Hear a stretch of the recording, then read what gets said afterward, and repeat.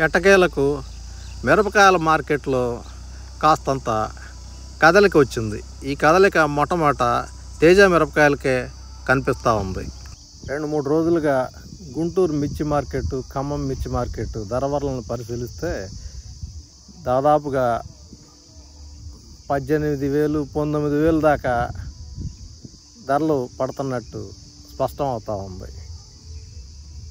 ఏంటి కొత్తగా ఏమన్నా ఆర్డర్లు వచ్చినాయి అంటే అదేం లేదు, కాస్త సరుకులు తక్కువగా ఉండటం వల్ల మంచి సరుకుకి ధర పడతా ఉంది, అంతేగాని కొత్తగా ఆర్డర్లు ఏం రావట్లేదని చెప్పి, ఆర్డర్లు వచ్చినట్టుగా ఎక్కడ సమాచారం లేదని చెప్పి అక్కడ వర్గాలు చెబుతూ ఉన్నాయి.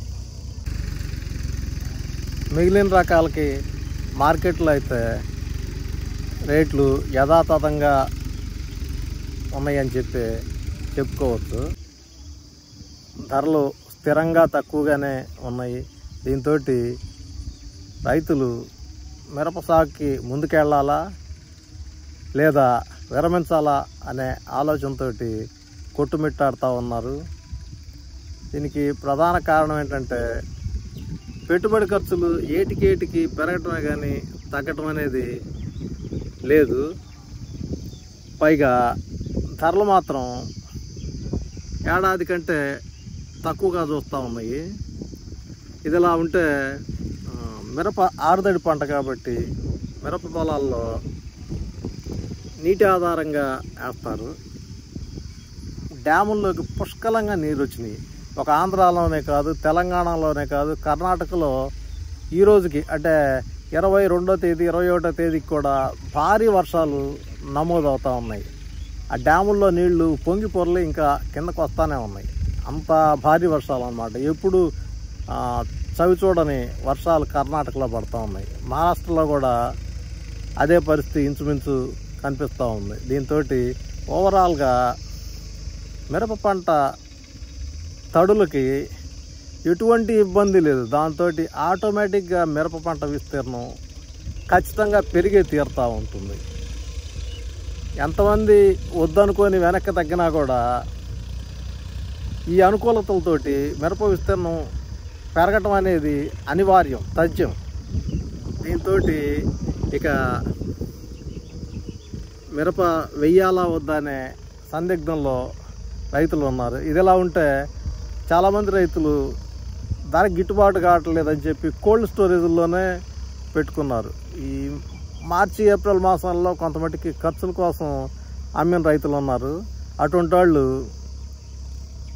కొంత సరుకు అమ్ముకున్నారు. కాస్త పెట్టుబడులు పోను, కాస్త గొంతు మీద గత్తర ఖర్చులు పోయిన తర్వాత మిగిలిన సరుకుని కాస్త ధర వచ్చినప్పుడు అమ్ముకుందాం అన్న ఉద్దేశంతో కోల్డ్ స్టోరేజ్లోనే పెట్టారు. ఆ తర్వాత నుంచి ధరలు క్రమేపీ తగ్గుముఖం పట్టాయి. అవి ఇప్పటికి కూడా అలాగే తగ్గుముఖంలోనే ఉన్నాయి. దీంతో రైతులు ఏం చేయాలో అర్థం కాక ఎటు పాలుపోని పరిస్థితుల్లో ఉన్నారు. అయితే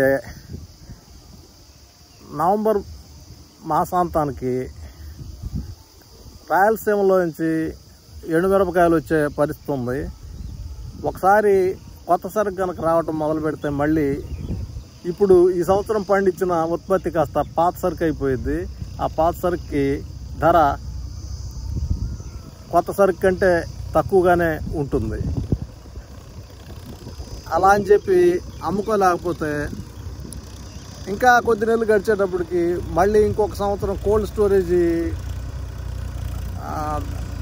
నిల్వ ఖర్చు కూడా అంటే 2 సంవత్సరాలకు రెండో సంవత్సరానికి కూడా పడే పరిస్థితి ఉంటుంది. కొత్త కాయలు వచ్చాక పాతకాయల మొఖం చూసేవాళ్ళు కొంతమటికి తక్కువగానే ఉంటుంది, ధర తగ్గిపోయింది. ఈ పరిస్థితుల్లో రైతులు అమ్మటం మరింత కష్టమైపోయింది అన్నమాట. దీంతో ఏం చేయాలా అనేది రైతులకి అర్థం కాని పరిస్థితుల్లో ఉన్నారు.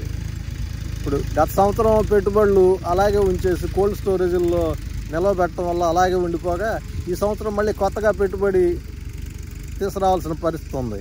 సాధారణంగా దాదాపు 80%, 70% కౌలుదారులే మిరప సాగు చేస్తూ ఉన్నారు. దీంతో ఆ పెట్టుబడి ఒక సంవత్సరం కాయలు అలాగే కోల్డ్ స్టోరేజ్లో ఉంచి మళ్ళీ ఇంకో సంవత్సరం పెట్టుబడికి బయట పీక్ రావాలి, 2 రూపాయల వడ్డీ 3 రూపాయల వడ్డీ కంటే అసలు అది మరింత గిట్టుబాటు లోపం ఉండే పరిస్థితి కనపడతా ఉంది.